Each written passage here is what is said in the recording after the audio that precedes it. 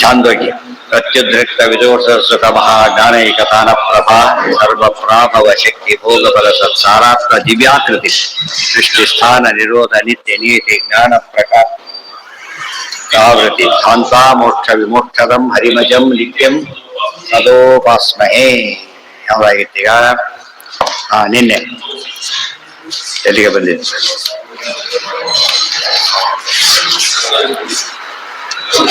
ಅದೆಲ್ಲ ಆಯ್ತು ನಿನ್ನೆ. ಅದು ಏನಾಗಿತ್ತೀಗ?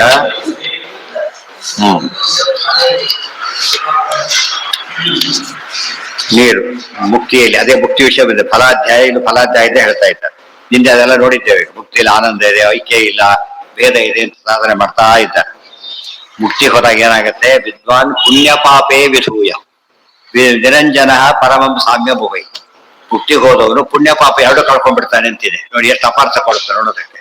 ಪುಣ್ಯ ಕಳ್ಕೊಳ್ಳೋದಾದ್ರೆ ಈಗ ಪುಣ್ಯ ಇಲ್ಲ, ಹಾಗೆ ಇಲ್ಲ ಹೋಗ್ಲಿಕ್ಕೆ. ಪುಣ್ಯ ಇಲ್ದವ್ರು ಅಲ್ಲಿ ಪುಣ್ಯ ಕಳ್ಕೊಂಡು ಹೋಗೋದಾದ್ರೆ ನಾವೆಲ್ಲ ವಿಷಯದ ಗಾಳಿ ಹೋಗಿರ್ಬೇಕಾಯ್ತು ಮೋಕ್ಷಕ್ಕೆ. ಇಲ್ಲ ಅದೇ ಅರ್ಥವಲ್ಲ ಬರೋದಿಲ್ಲ. ಪಾಪ ಇದೆ, ಪುಣ್ಯ ಇದೆ. ಪಾಪ ಕಳ್ಕೋಬೇಕು, ಪುಣ್ಯ ಪಾಪ ಕಳ್ಕೊ. ಮಡಿ ಮೇಲಿಗೆ ಕರೆದ್ರೆ ಹಾಗೆ ಮಡಿ ಮೇಲಿಗೆ ಎರಡು ಇರೋದಿಲ್ಲ ಅಂತ ಹೇಳಿದ್ರೆ ಬರೀ ಮೈಲಿಗೆ ಇರುತ್ತೆ. ದೇವಸ್ಥಾನ ಎರಡು ನೋಡ್ಬೇಡಿ ಅಂದ್ರೆ ಬರೀ ಮಡಿ ಇರುತ್ತೆ. ಆ ರೀತಿ ಅರ್ಥ ಮಾಡಬೇಕು. ಮೋಕ್ಷದಲ್ಲಿ ಏನಿಲ್ಲ ಅಂದ್ರೆ ಪುಣ್ಯ ಪಾಪಗಳಿಲ್ಲ, ಎಲ್ಲರೂ ಪುಣ್ಯನೇ ಬರೀ. ಇದು ಅನಿಷ್ಟ ಪುಣ್ಯನ ಕಳ್ಕೊತಾನೆ. ಪಾಪ ಯಾವಾಗ ಪಾಪದಲ್ಲಿ ಇಷ್ಟ ಅನಿಷ್ಟ ಅಂತ ಎರಡಿಲ್ಲ, ಇದರಲ್ಲಿ ಮಾತ್ರ ಎರಡಿದೆ, ಇಷ್ಟ ಅನಿಷ್ಟ ಅಂತ. ವಿಧೂಯ ಪೂರ್ತಿ ಕಳ್ಕೊಂಡ್ಬಿಟ್ಟು ನಿರಂಜನ, ಮತ್ತೆ ಲೇಪ ಇಲ್ಲ. ಕಳ್ಕೊಂಡಲ್ಲ ಮತ್ತೆ ಬಂದ್ರೆ ಮತ್ತೆ ಬರೋದೇ ಇಲ್ಲ. ಒಂದ್ ಸಾರ ಅಲ್ಲ ಕಾಣ್ ಪರಮಂ ಸಾಮ್ಯ ಮುಪೈ. ಯಾವ್ದ ಅಪ್ರೋಷ ಬಂದಿರ್ಲಿಕ್ಕೇನೆ ಅನಿಷ್ಟ ಪುಣ್ಯ ಹೋಗ್ಬಿಡುದು. ಅನಿಷ್ಟ ಪುಣ್ಯ ಕೊಡ್ಬೋದು ಬೇಕಾದ್ರೆ. ಪಾಪ ಯಾರು ತಗೊಳಲ್ಲ, ನಾಶ ಆಗ್ಬಿಡುದು. ಪಾಪ ಅಲ್ಲೇ ಮುಗಿತಾನೆ.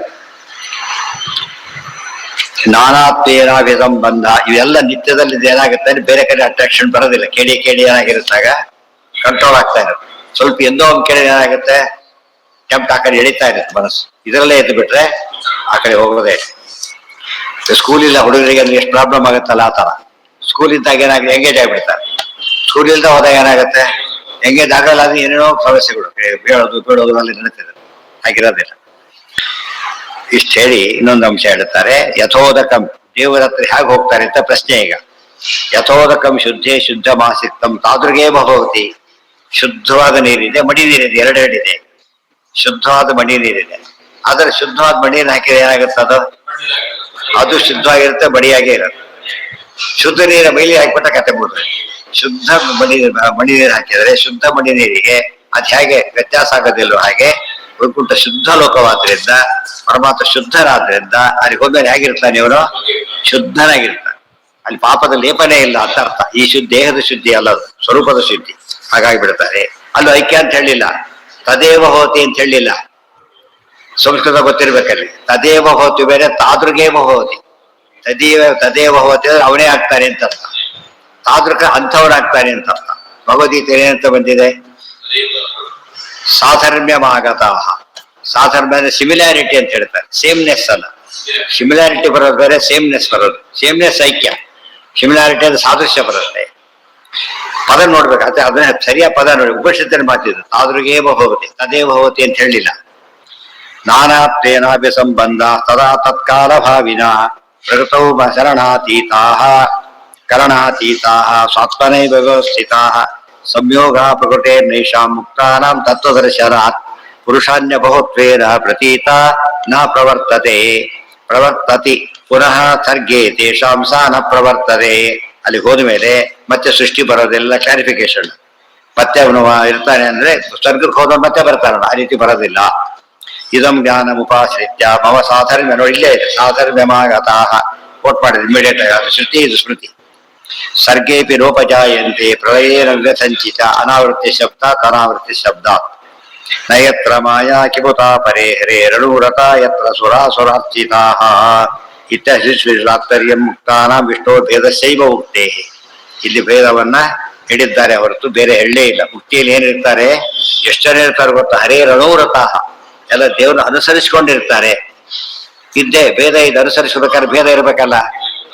ಎಷ್ಟು ಸುಲಭ. ಪ್ರತಿಯೊಂದು ಪ್ರಮಾಣನೂ ಆಗಿದೆ.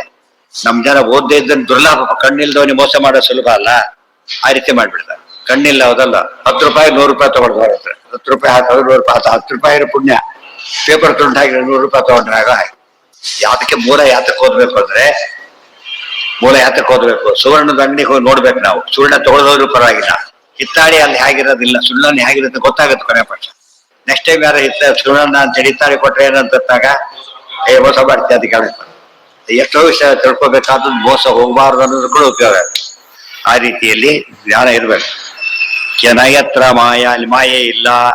ಆಮೇಲೆ ಹರೇಹೇ ಅರುಣತ ಇದ್ದಾರೆ, ಸುರಾಸುರಾಶ್ಚಿತರಿದ್ದಾರೆ. ಸುರರು ಅಂದ್ರೆ ದೇವತೆಗಳು, ಅಸುರು ಅಂದ್ರೆ ತತ್ವಾಭಿಮಾನಿ ದೇವತೆಗಳು. ಅದು ಅಸುರು ಇರ್ತಾರೆ ಅಂತ ಆಗಬಾರದು ಮತ್ತೆ. ಇತ್ಯಾದಿ ಶುಚಿಸ್ತು ಸತಾತ್ಪರ್ಯ ಮುಕ್ತಾನಾಂ ವಿಷ್ಣೋರ್ ವೇದ ಶೈವ ಉಕ್ತೇ ಸನ್ಮೂಲ ಸೋಮೇಮ ಸರ್ವಾ ಪ್ರಜಾ ಸದಾಯತನ. ನೋಡಿ, ಸನ್ಮೂಲ ಊರ್ಧ್ವಮೂಲ ಮತ ಶಾಖಂ. ಸತ್ ಅಂದ್ರೆ ಪರಮಾತ್ಮ, ಪರಮಾತ್ಮ ಎಲ್ಲರಿಗೂ ಮೂಲ. ಸತ್ಪ್ರತಿಷ್ಠಾ ಸತಿ ಸಂಪತ್ತಿನ ವಿದುಹು ಸತಿ. ನಿದ್ರಾ ಕಾಲದಲ್ಲಿ ದೇವರ ಹತ್ರ ಹೋಗ್ತೇವೆ, ಗೊತ್ತಿರೋದಿಲ್ಲ. ಮೋಕ್ಷದಲ್ಲಿ ಹೋಗಿರ್ತೇವೆ, ಗೊತ್ತಿರುತ್ತೆ. ಇಷ್ಟೇ ಡಿಫರೆನ್ಸ್. ಇತ್ಯಾದೋ ಭೇದೇ ವಹಿ ಅತ್ರ ತಾತ್ಪರ್ಯಂ ಪ್ರತಿಪಾದಿತ ಸತಾತ್ಪರ್ಯಂ ಪ್ರತಿಪಾದಿತ. ನದ್ಯ ಸಮುದ್ರಾದಾಗತ್ಯ ಸಮುದ್ರಂ ಪ್ರವಿಶಂತಿ ಸ ಸಮುದ್ರೇ ಭವತಿ. ನದಿ ಎಲ್ಲ ಹರ್ಕೊಂಡು ಬಂದು ಸಮುದ್ರ ಸೇರುತ್ತೆ. ಸಮುದ್ರನೇ ನದಿಗಳೇ.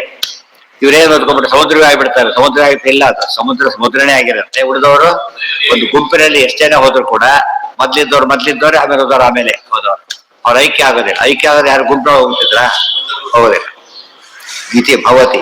ಅಲ್ಲಿಗಿರ್ಲಿ, ನಾಳೆ ಮುಂದಿನ ಪಾಠ. ಸರ್ವೇಂದ್ರಿಯ ಪ್ರೇರಕೇಣ ಶ್ರೀ ಪ್ರಾಣಪತಿನೇರಿತಃ ಯದವೋಚಮಹಂ ತೇನ ಪ್ರಿಯತಾಂ ಕಮಲಾಲಯಃ.